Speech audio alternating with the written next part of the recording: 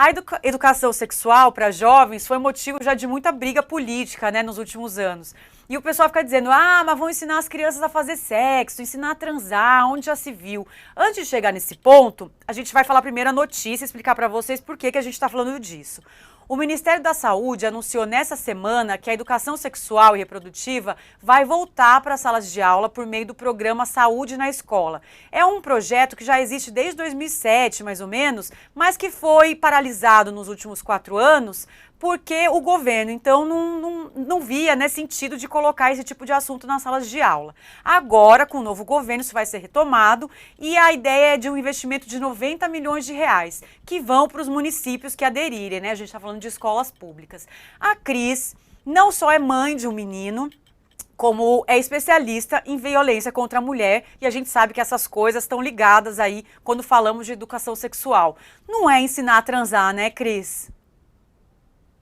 Isso é uma visão bem precária, né, Camila, do que é educação sexual. O que a gente vê é que as escolas que não têm educação sexual, as crianças que não são ensinadas sobre os seus corpos, são também as maiores vítimas de abuso, né, porque elas não conseguem nem verbalizar o que está acontecendo de errado, nem pedir ajuda. Então é muito importante que a gente desde cedo ensine, como você falou, eu sou mãe de menino e os meninos infelizmente também são vítimas de abuso sexual, a gente tem que ensinar quem pode tocá-los, onde, quais são as partes que são íntimas, que uma pessoa estranha não pode tocar, quem são as pessoas autorizadas a tocar aquele corpo, se a criança deixar, como pedir ajuda se alguma coisa estiver acontecendo errado.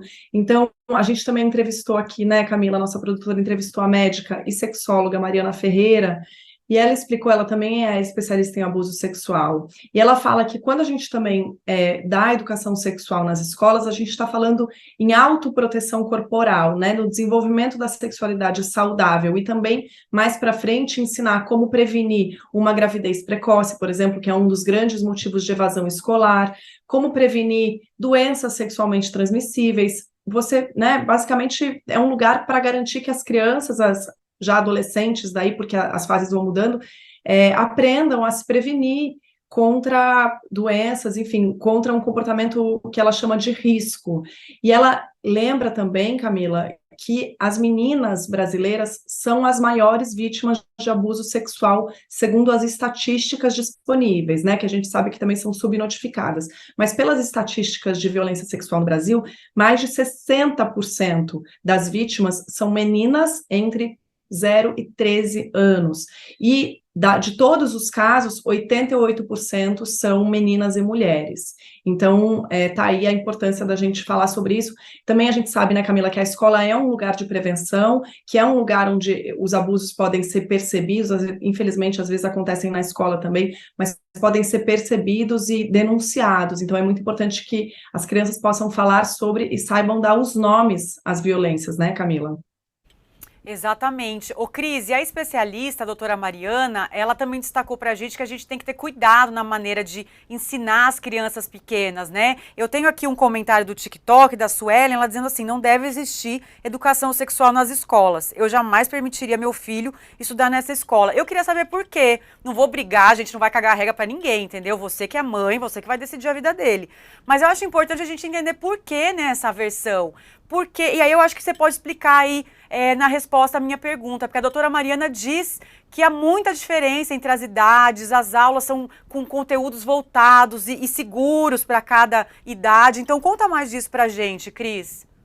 Exatamente, Camila. A gente não está falando em ensinar a transar, né? Suelen, o nome dela, Camila, da nossa amiga que comentou. Cristine. É...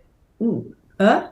Suelen Cristine. Eu Suelen ia Cristine, continuar só quase minha agradecendo a xará. Suelen por assistir o programa, mesmo não concordando. É isso que a gente quer, entendeu? Venha mesmo. Claro, não, é para a gente trocar ideia, porque às vezes tem essa noção de que a educação sexual tem alguma coisa a ver com ensinar crianças a transar, e não é sobre isso. A doutora Mariana, como a Camila disse, explica para a gente que tem faixas etárias e tipos de educação. Então, quando a criança é pequena, tem 3, 4, 5 anos, a gente ensina sobre as partes do corpo, sobre quem pode ter acesso, como pode ter acesso a essas partes, né? Quem que pode trocar uma fralda se há um profissional na escola para fazer isso? Quem não pode tocar nessa criança?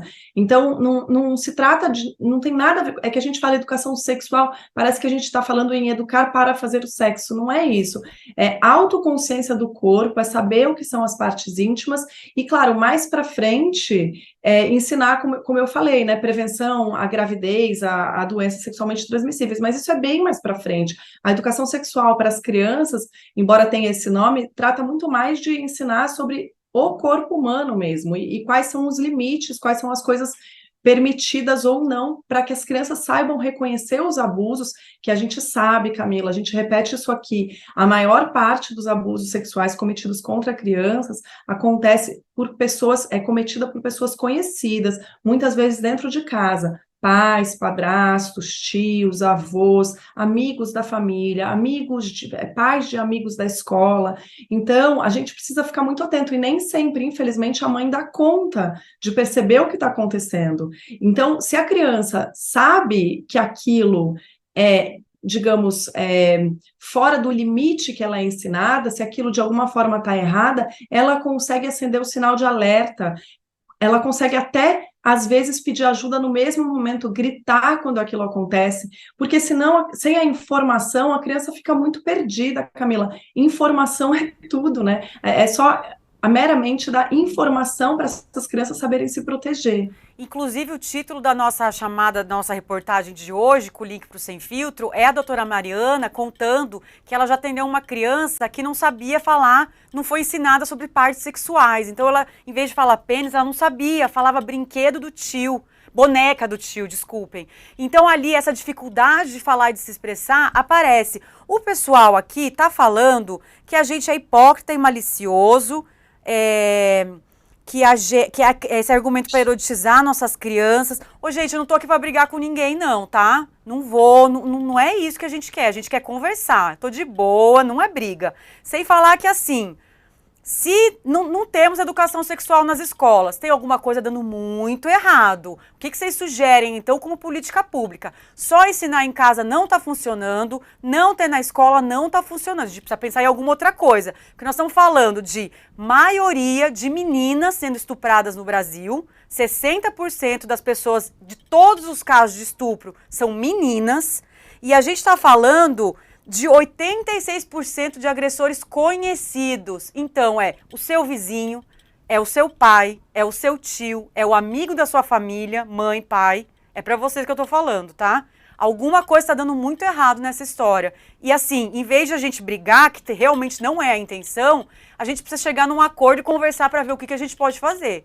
Eu espero que vocês tenham entendido a nossa conversa aqui, o porquê da gente ter trazido esse assunto. De coração, tá? Porque é um assunto muito importante. É importante demais para o futuro das meninas e das mulheres do país. A gente que cobre violência sexual, né, Cris? Há muito tempo, eu tô nisso há mais de 10 anos. O tanto de história que eu já escutei, ou de especialista, ou de mulher que diz que foi abusada muito jovem, é impressionante. E não sabia o que fazer, não sabia para quem contar. Então é isso, alguma coisa a gente precisa fazer, e eu deixo aqui só esse questionamento, né? O que a gente faz, então, para poder melhorar isso?